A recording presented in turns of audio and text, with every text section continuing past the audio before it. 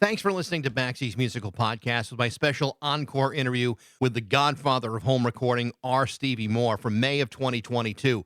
I hope you like what you hear today. If you do, be sure to subscribe to it, rate it, share it, review it aggressively, and tell everyone you know about it. You can also follow the show on Instagram, TikTok, and Facebook for regular updates. Today, we're brought to you by Metro Chrysler, Dodge, Jeep, and Ram at Chicopee. Visit their state-of-the-art dealership by BJ's and Big Y on Memorial Drive, or stop by MetroJeep.com and drive home in your new Metro Chrysler Dodge Jeep Ram today. It's Baxi's Musical Podcast.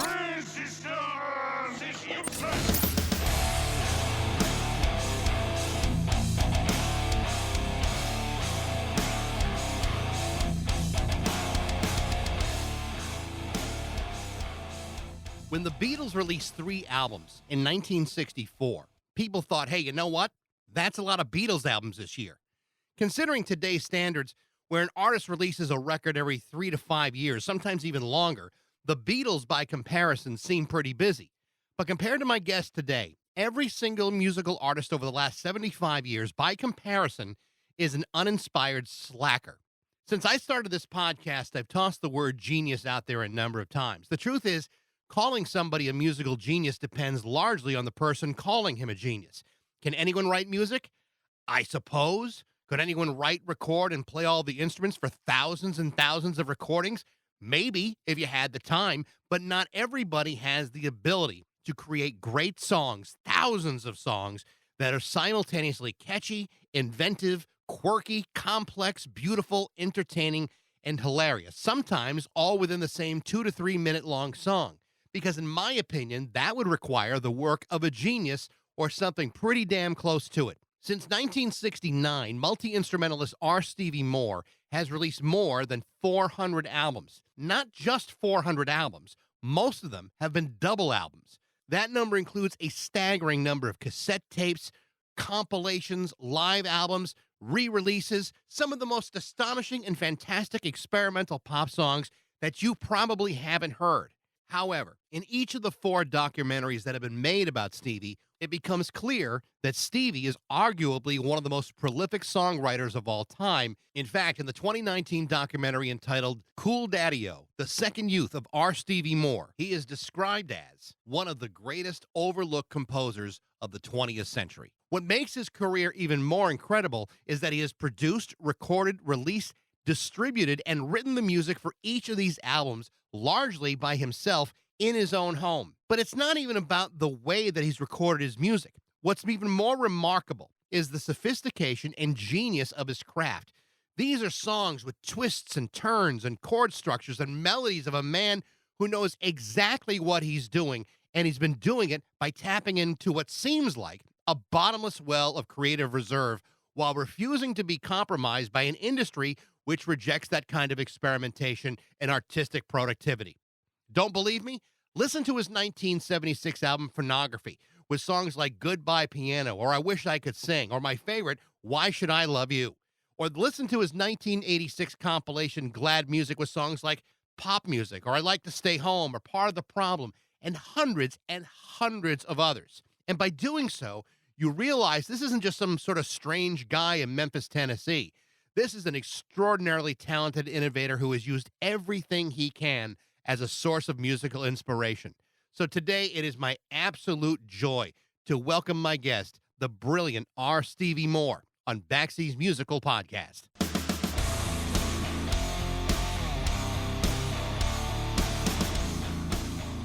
Hi, hello. Hi, Stevie. How are you? Here we are. Yes, it's nice to finally connect with you.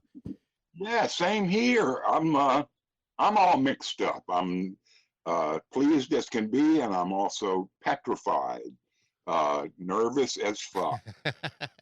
Well, I'm gonna try to handle you softly tonight, if that's okay.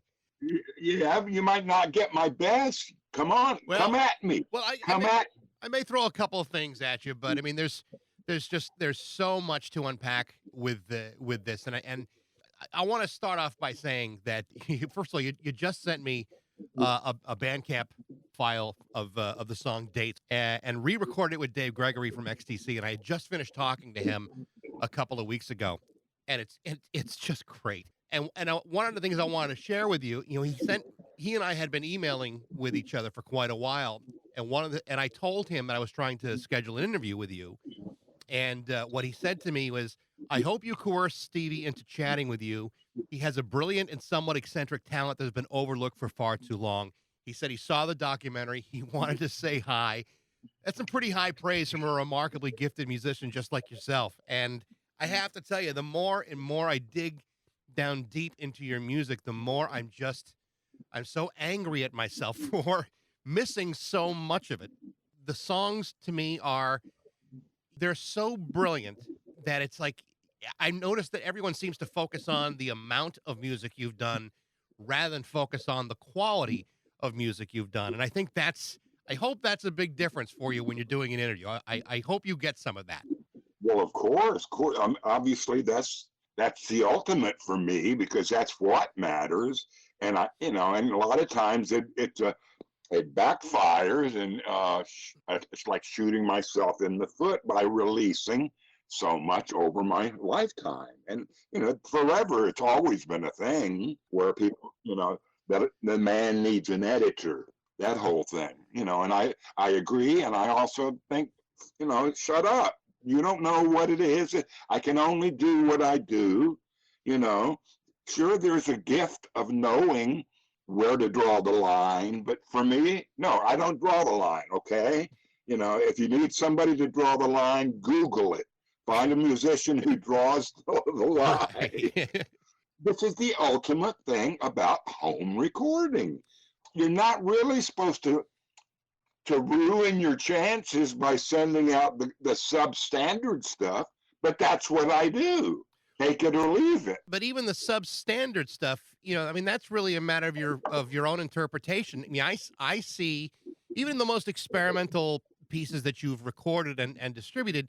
I mean, I see value in it. One, there's a great sense of humor to it, which reminds me of, in some ways, Frank Zappa, some way of Captain Beefheart, of other things.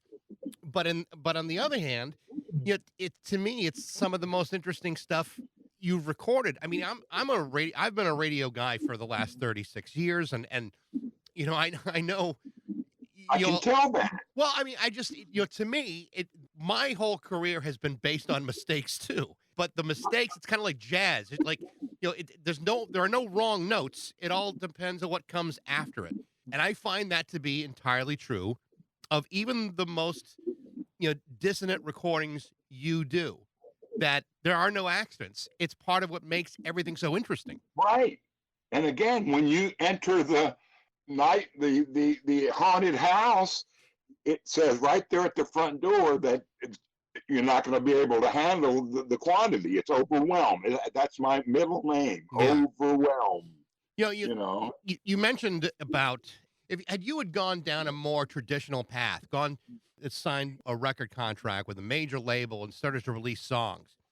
There's no record label in the world that would allow you to record more than an album every 2 or 3 years, which would pretty much take a guy like you who's trying to reach into this generous wealth of creativity and innovation and stifle it just based on their own business model. I don't think a guy like you could have survived in that, even though I think you have world-class songwriting talents.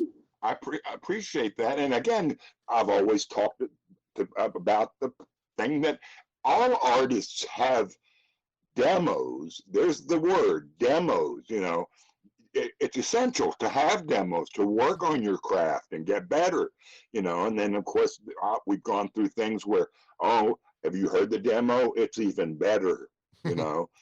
There's things that he did in the demo that he ended up not doing on the album version, blah, blah, blah. But for me, I've always hated that because, what makes a demo?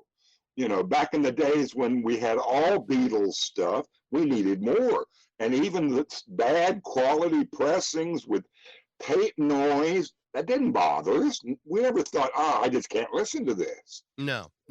It was John Lennon in the background, So, and again, so that just shows we're also spoiled by entertainment, and showbiz. Everything's so polished. So anyway, but this is really old hat for me. when I'm still doing new interviews. And let's not forget the newbies, that's important. People that are just now discovering with what I've done since the 70s. And I'm not doing so well nowadays because that's what happens with old age, Right. And it's a crazy thing because I've retired and I sort of made a big announcement on my website on December 31st, 2019, which was only 3 months from the pandemic, Yeah. and I had no idea about that, but I made a funny announcement. No more interviews. I said interviews. No more performance. No, no more songwriting. No more rehearsals. Yeah, all of it, all of the thing. It's okay. This is where it stops. You know, Go to Bandcamp, and there's a huge show waiting for you there. Well, I noticed that because when I noticed that I did know about the announcement of your retirement, but I also noticed there have been 6 projects released on Bandcamp since the first of the year, and here you here you are for whatever reason doing an interview with me, and I'm honored, frankly, that you've agreed to do it. But you've retired, but it's not like you're complacent. It's not like you're not doing anything. You're clearly doing something. It's mainly caused by health issues, and I'm fed up with the apathy and indifference with my concept of success, which is mail order, and that's what Bandcamp Friday was huge 2 days ago. It's really bigger than ever, and I'm happy with that. I do miss the old youthful things of 2011 to 2014. I was around the world, never had toured before, never really had a solid band and a van. And we were in Europe and West Coast, Mexico City. I even went to Moscow for fucking one-off show. We played that's 2013. Yeah. That was the same month. That was the same month that I played Mexico City, another one-off.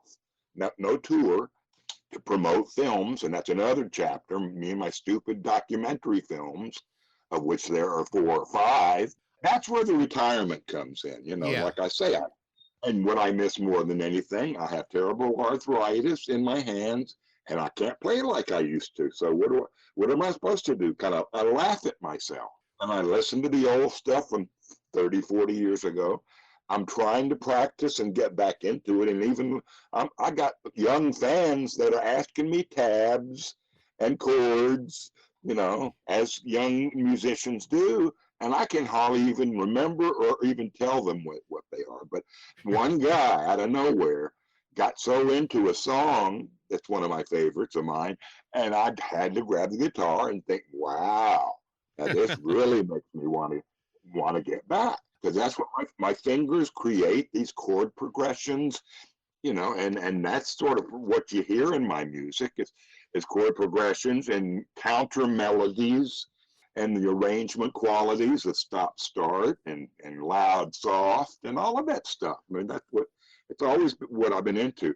But the retirement thing was a silly defiance. I was trying to be defiant, and Right. I'm not sure. It doesn't matter if it accomplishes anything, but it reminded me I had to quit touring in 2015 because I needed hip surgery because of bad arthritis, and they wanted me to keep going. And a lot of my I even say it in the documentary, like it's really a shame because all of a sudden my career seems to be starting to take off a little late in life, little too late, I finally had to tell my booking agents, stop booking me, stop, because you have to do festivals and shit like that a year in advance. So I said, stop doing it. Let's wait and see. And I never came back to it. It's just too much work.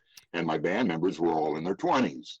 And we were having a blast, but I just couldn't do it any longer. It's just like a script. It's a perfect script for a movie. This old guy becomes a rock and roll star in his wheelchair.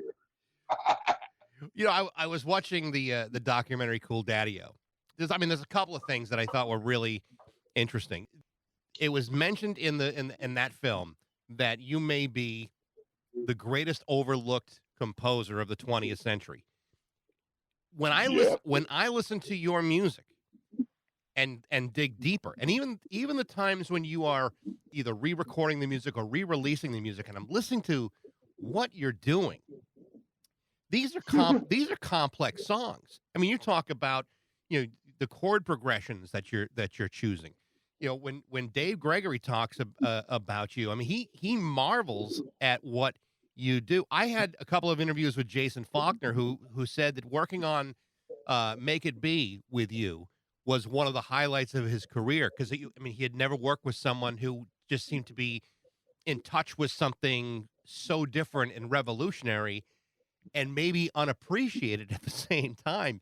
I mean, to me, that's where this story really is about. It's yeah, you took a maverick path to get through your career, but the end result is there's a substantial body of brilliant music.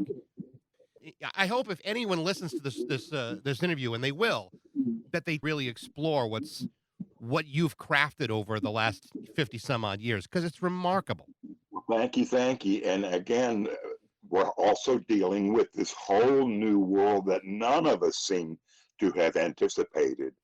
The new youth, and we used to make fun of how fast MTV was. Bang, bang, bang, bang, bang, editing, bang, bang, bang, bang.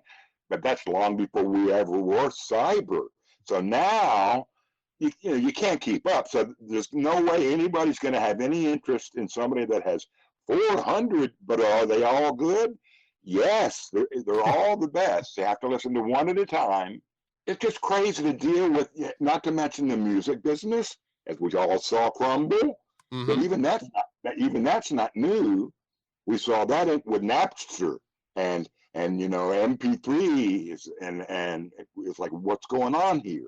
And how does that relate to the independent artist? See, for me, I've always been locked into that. Yeah. But I'm happily locked into that. I mean, give me a break. All the stories, including Dave Gregory and Andy Partridge, how the label just fucks them up the ass. Yeah. That's Hollywood. They're supposed to. You're supposed to know that when you sign the paper, But like you said, there's a lot more guys doing it independently. I mean, now than ever before, and Yep. the pandemic forced the hand of a lot of people too, where Yep. they couldn't get bands together, and they had to share MP3s and files, and you have somebody have a home version of Pro Tools to put it all together, and they did it. Yeah. I mean, and there's a lot of artists that did it that way during the pandemic, and that's how they survived. And so often I am recognized as a reference point more than for any certain song or in my music itself or phonography, the legendary first album, blah blah blah.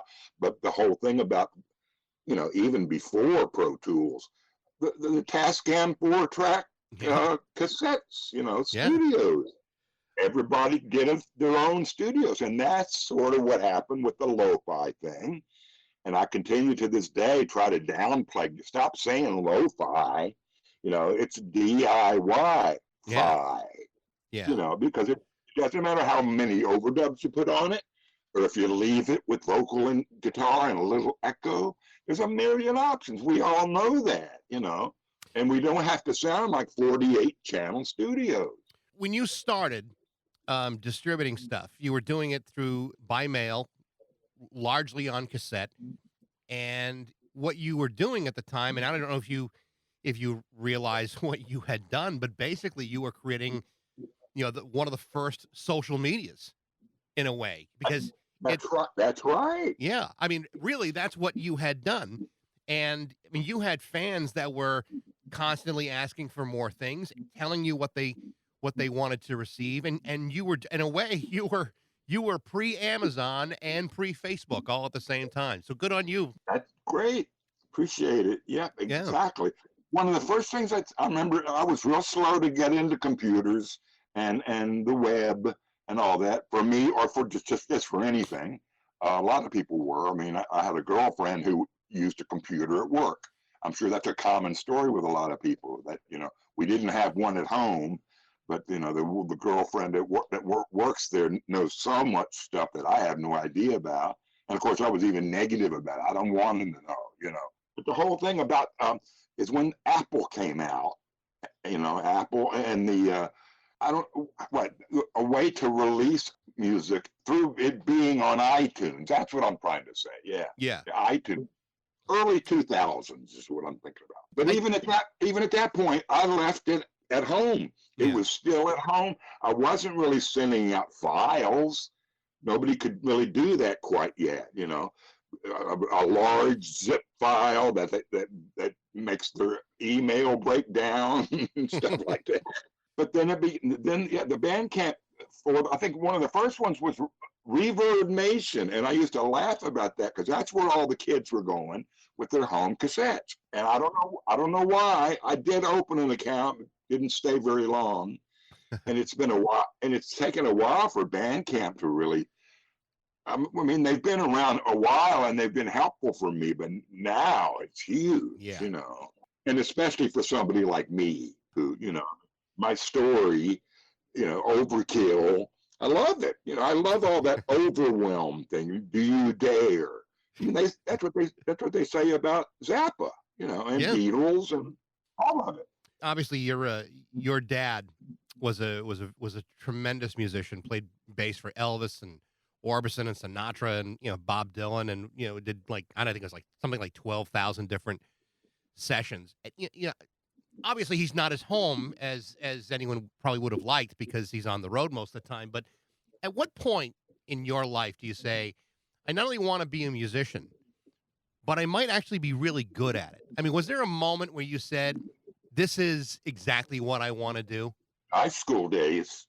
It was that early in school days, and I had buddies and that played, and we all grew up with a brand new Beatles single just came out yesterday. I mean, it's incredible to look back and at how we were living music. But anyone will tell you I was always a bit ahead of the curve, and it was ears. And guess what? Of all things, I attribute those ears to my late father. Because, the whole personal story is boring and horrific about how we did not like each other. We never talked hardly. We didn't know each other. And he just passed away last year. It's crazy. But, and I used to bring my dad up in interviews. Wouldn't you? Obviously I did, Sure. And my friends, at some point, my friends started saying, stop mentioning your dad, because it's about you, because he's not you at all, Yeah. And yet I am him as far as the big hands, bass playing hands, and the ears. He could pick up something within microseconds, and not just something that's slightly out of tune, but he would hear like what I was saying, the counter melodies and things like that. What works harmonically, it's complicated, but it's also simplified complication. Right. That was a good. I should write that one down. You should write that. Definitely write that one down. Oh, I've already lost it, Mike. I have been diagnosed with slight dementia, and boy, you talk about a fucking scare. So that's what's happening with older age, and I'm on some medication, doped up all day, every day. Not to mention the physical problems, but to all of a sudden have alarming memory loss. I walked in this room and I forget why I walked in here, and I'll turn right back around to the other room and it'll come back to me. Oh, I know why I was looking for that. Well, and it's hilarious, but it's fucking sad and tragic. And I'm having cousins that are going through the same thing. Oh, you got that too? Yeah. And I'll say, got what? I will text you exactly what that term was, and so you'll have it. You'll have it written down. So I promise I'll bring it back to you. Next album title. Next album. Okay. So I mean, complicated simplicity, or the other way around. Let me I think that's it. let me ask you this, because I'm fascinated by the creative process and how people come to it. I interviewed Andy Partridge over a year ago, and we talked about how he has the same thing called synesthesia. Brian Wilson has it, where you basically take one of your senses and it interprets like music into a color or a number or whatever it may be. A guy like you who is writing so prolifically, what was the process of you writing music? I mean, did it all come out easy for you? I mean, to have that much music accessible in your head and at your fingertips. I mean, I wonder, how does a guy get to that point? Okay, I've got a song here, and here's exactly how I want to do it. Tell me about that process if you can.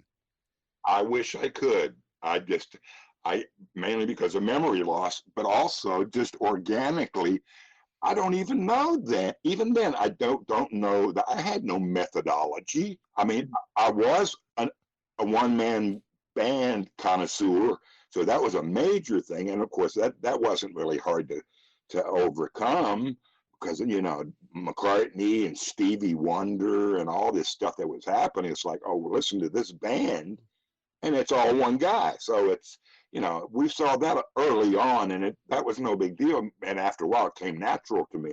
But as far as I think the first thing that comes to my mind, the only thing, because I didn't think I was going to have any listeners. We're talking before cassettes, 7-inch reels, 1/4-inch tape, Mm-hmm. and I wasn't even advanced enough for them to be half track, which is much better quality, only one side of the tape. I would use it as 1/4 track and then turn it over and just like a cassette. There'd be A side and B side. And on some, of course, you can hear a little bit of bleed through, leakage from the other side. Yeah. How perfect. That certainly wasn't planned, but that was just my poverty and all that. But again, that's what if there's one thing that comes to mind, wasn't trying to write a song, it was trying to fill up this side of the tape. And that's how my original albums from the 70s Nashville came about, because I would be recording things but not rearranging them in sequence.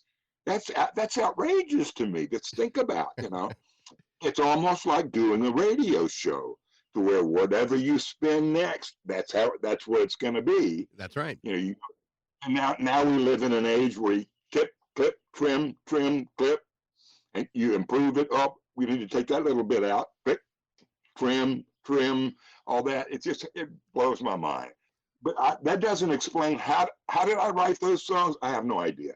And I've always been a musicologist and a huge record collector, and knew, mainly through our friends, the Beatles, to have a brash sounding rocker, and then it stops, and then comes in the most softest George Harrison song.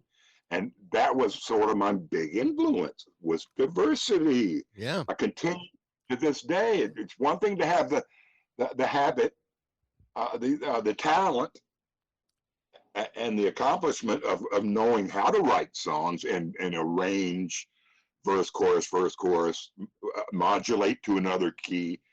All that stuff, again, that comes from my dad, I think, because I didn't take much music schooling. I took piano lessons, didn't like it much, but they turned out to be very helpful. But I never sat around with my dad talking music, jamming music. It's crazy. And that made me an isolated. All of these things really helped me to become who I am. The hermit. You bring up the musical diversity, and it's pretty evident in what you record. I mean, there's some songs that are gospel, there's some that have jazz chords in it. You've done a couple of albums with the Beatles. You recorded a cover by Sparks. Yeah, you talked about Killing Joke in the documentary. I mean, it's a pretty. I mean, when you're talking about diversity of your musical taste, I mean, you're not bullshitting around. I mean, that's pretty broad, and even that's only scratching the surface of what you appreciate and what you listen to.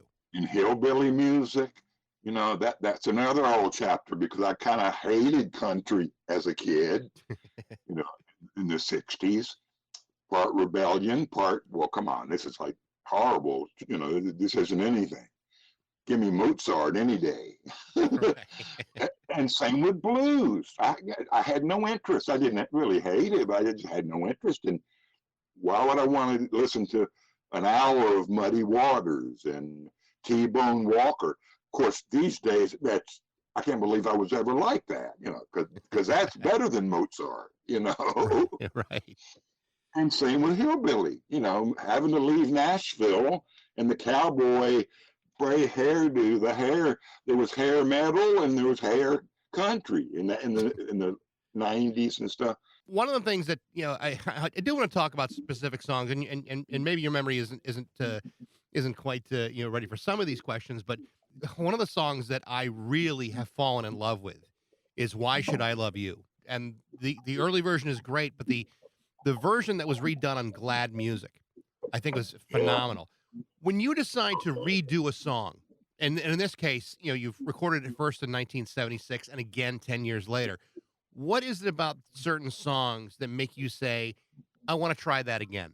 I'm not sure. I mean, I couldn't pinpoint that specifically to "Why Should I Love You," but my whole career has been kind of like that, just to try to improve it.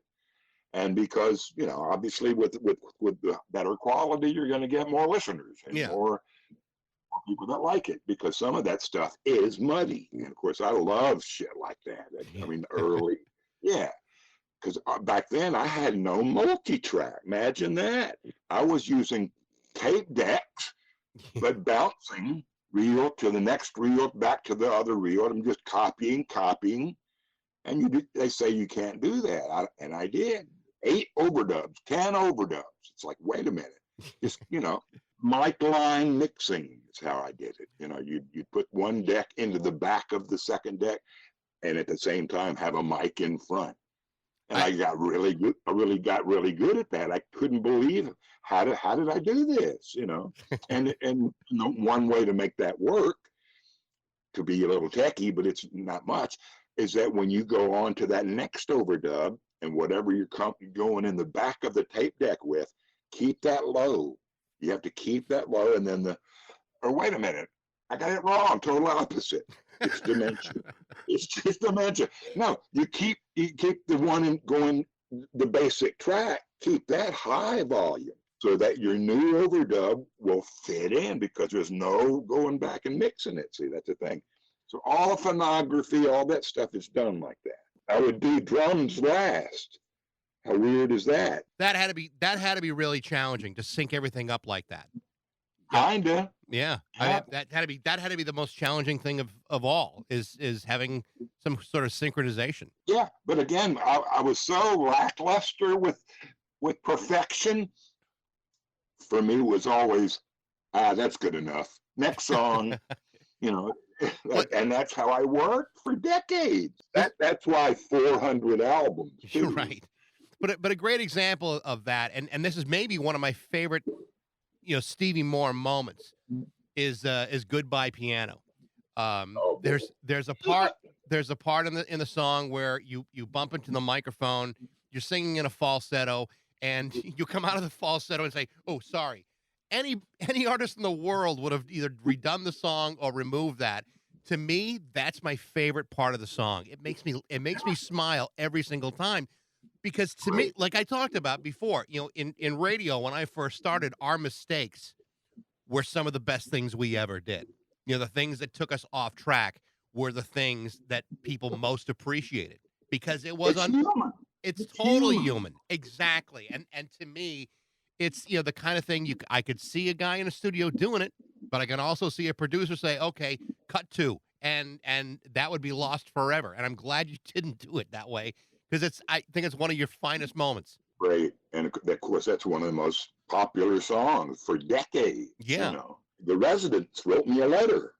Did you see that? The Residents themselves got my original 4 from phonography, and they wrote me a letter before anybody knew who the Residents were. 78 or so. Wow. Goodbye Piano makes me want to tear my hair out, and I never tear my hair out.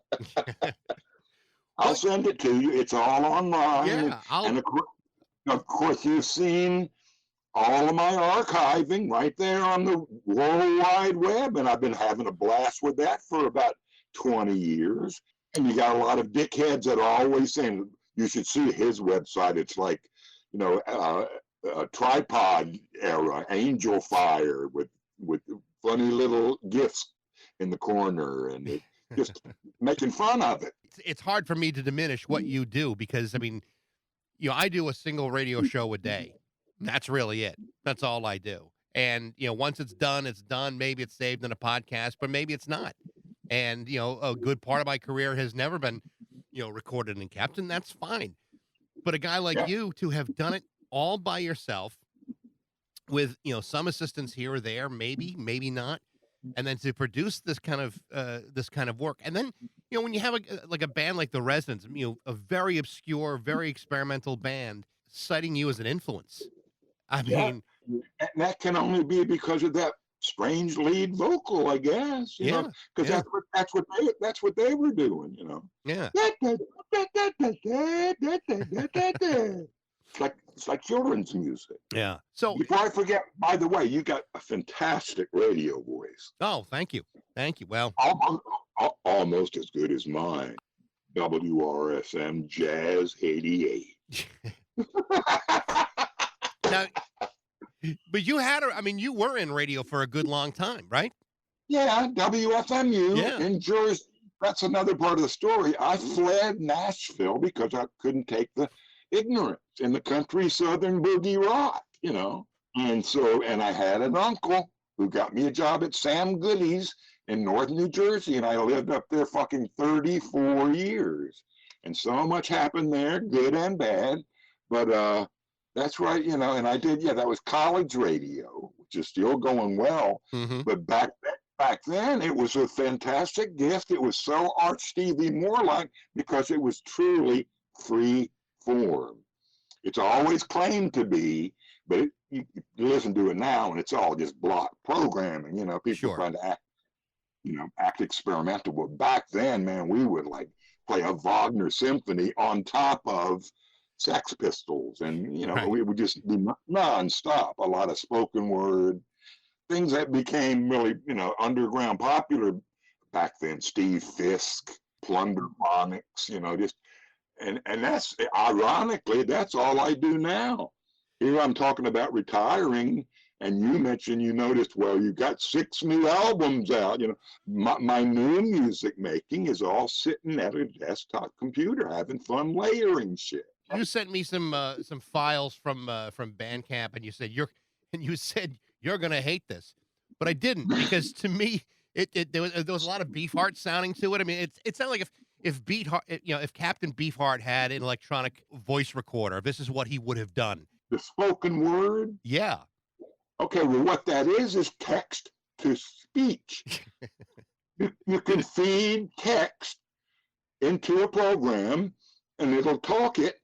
It'll speak out. You can change voices and speed and all that, but it's just nonsense. And then I went and edited the hell out of it and had all different things with lots of edits. I wasn't sure if you meant Beefheart because it's all spoken word. A lot of people can't even listen to it. I shouldn't have said you'll hate it. What I have been telling people is it's unlistenable.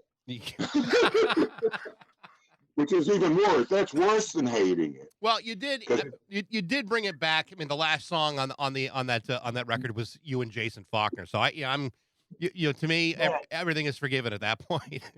Unbelievable. You know so much about me. It's fantastic because that was just stuck on there without any purpose. It's needed a place to put it. Alternate take, I think. Well, I have to say, Stevie, and I don't really mean to be just blowing smoke up your ass, but I mean, I'm just going to do it anyway.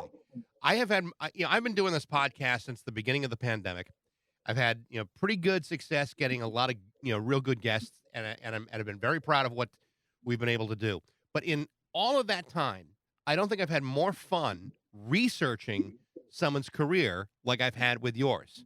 And I've talked to people that have had, 25, 30 records, and, it's like, oh my gosh, you've released so much. And then, and then all of a sudden, here's Stevie Moore, and I'm going, holy shit, here I am at one point surprised that Sparks had 26 records, and you've got substantially more than that. And it's like there's genius to go around. But I've had so much fun, getting to be informed about who you are and what you've done and what you have accomplished. In spite of the fact that not enough people are aware of who you are or what you have done. I'm blown away with everything I've heard. Well, big hugs to you. I mean, and again, part of that, all that you can imagine, and I'm sure you can even hear it in my music, or just sense the fact that it's driving me nuts that I can't get a Rolling Stone story or anything like that. It's always the struggle has been so ridiculous. Today, I met him once. I think he's a fan. Kurt Vile. He's huge now. Mm-hmm. And I saw just a little, I don't know, a TikTok or something like that. But he's talking, and the fact that he's so huge, and I don't dislike his music. I don't like his music. He's a personality. There are worse indie artists, but I'm just going through the problem of why can't, and that's why podcasts like these help. But I've had 50 years of it, and I just can't get. The best thing that happened, I was a Wire cover story. Wire UK. Yep. 2012. I'll send you a copy. I have a box full of issues. But it was brilliant. But it's just heartbreaking because I'm always telling people that's my first, only, and last magazine cover. I've just not been able to get anybody to cover it. You talk about underground, nobody comes close. And I try to control my ego and my narcissism, but give me a break. I need the hype. Yeah. I need it. It's a human problem. I mean, you've done all this work, and everybody, who doesn't want the validation? And well, and people pay big bucks for advertising, and just to push, and put this there, make sure this gets seen there, and I don't do any of that. But when I tweet something, I'll get 5 likes, and then somebody else will get 176. But and it's I can't go by that. I know it's just right. numbers.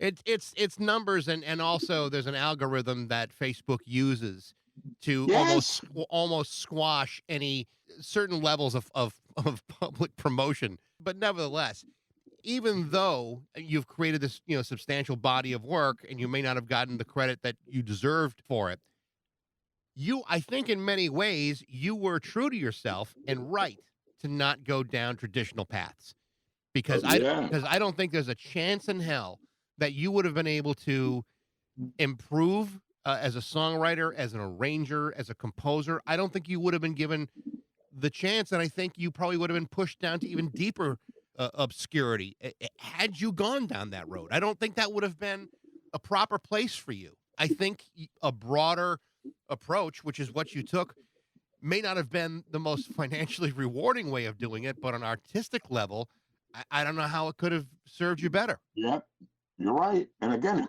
it's a word of mouth thing. Like I told you early on tonight, that people recognize my name as being a reference more than they why should I love you?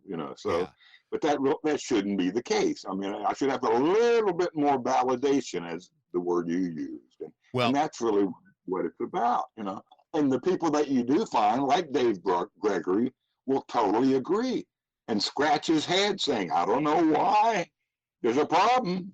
He should be huge, and not on the charts, or not even on the fucking magazine covers, But it's just got to be part of that. And thankfully, the whole cassette culture thing often mentions my name.